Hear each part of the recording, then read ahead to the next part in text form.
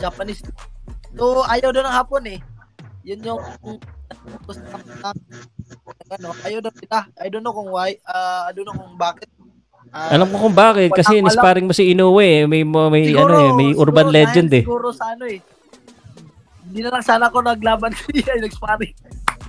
Kay Inoue, ayun nga. Babalita ako yung sparring mo kay Inoue. Hindi alam ng karamihan yan eh.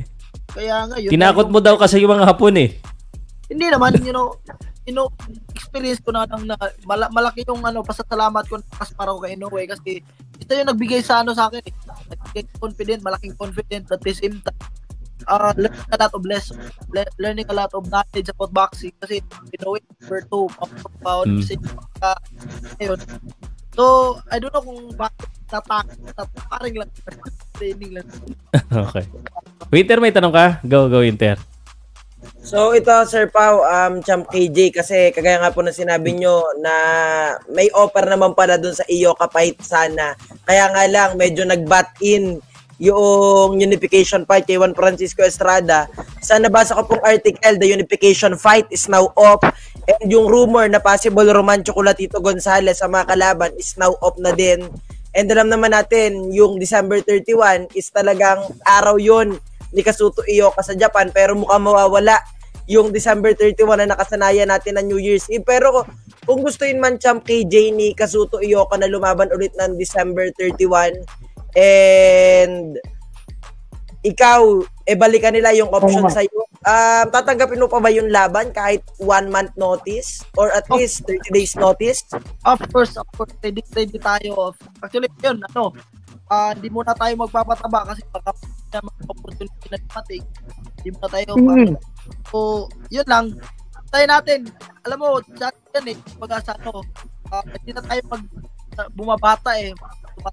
So, every opportunity dumating sa akin, ikagrab ko na lang talaga. So, wala, every opportunity will come, I will grab na lang po. Ready naman tayo. Okay. J-Man, sige, TJ muna, J-Man na, kasi hindi nagsasalita. TJ, go. Ano yung tanong mo? May tanong lang din sir. Yung si Junto Nakatani, sir, Sir KJ na nabanggit niya po. Kung yung isa pong boxer na kababayan natin pwedeng gusto lumaban sa kanya, kayo po, may gusto niyo rin po ba siyang labanan? Kasi nung huling napanood ko yung tinalo niya yung dalawang kababayan natin, si Milan, tinalo si Pagramo. Po parang maihagante. Opo, isa din po yan kami ng pangarap ko ng kalaban sa World Championship. Alam mo kung punta ako ng Amerika, sa World Championship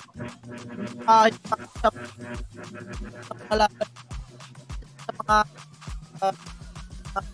dinitreat sa may darating na araw, lalabanan ko din po.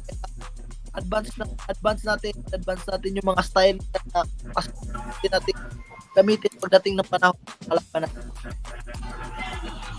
Good luck, sir. J-Man. Good luck. Sana po. So, KJ, naging press conference ni KJ to. Okay lang, KJ. Pwede kang umalis kung anytime, J-Man, media J-Man question? Ito. Tanong ko lang po sa inyo, Sir KJ. Kasi naka-sparring nyo na si Inoue. So, kung makakalaban nyo po si Kazuto Ioka, paano nyo po siya tatalunin? Ano po ang kahinaan niya sa tingin nyo? Kasi nakalaban siya ni Nietes 2 beses yung last fight. Hindi na maganda yung yung laro ni Nietes kasi alam naman natin nagde-decline na siya. Pero kung kayo po, ano po ang paraan nyo para talunin itong si Ioka? Kasi very technical din to at matibay din eh. So paano nyo siya tatalunin at paano nyo siya pababagsakin? Para sa akin is malaking advantage. Number 1 yung edad natin. 9 years old. Isa hungry. So isa yan sa mga natin magiging sa data natin. Ioka, talagang alam natin yan since champion Ioka ako professional, nakita ko ng mga laban niya very bad. Pero for the past two fights siguro nung dinabayan na niya si Franco, parang nakita ko talaga doon na age matter talaga. Age matter po talaga. Tsaka nakita ko din yung first fight nila kay Donnie Nietes. At Donnie Nietes nag-move, siyempre, hindi man bumabata kay Donnie. Tumata. Nakita ko yung defense laban na nung laban ko. So talaga nasabi ko parang malaki yung chance ko kasi number one is siyempre gutom tayo for a world championship.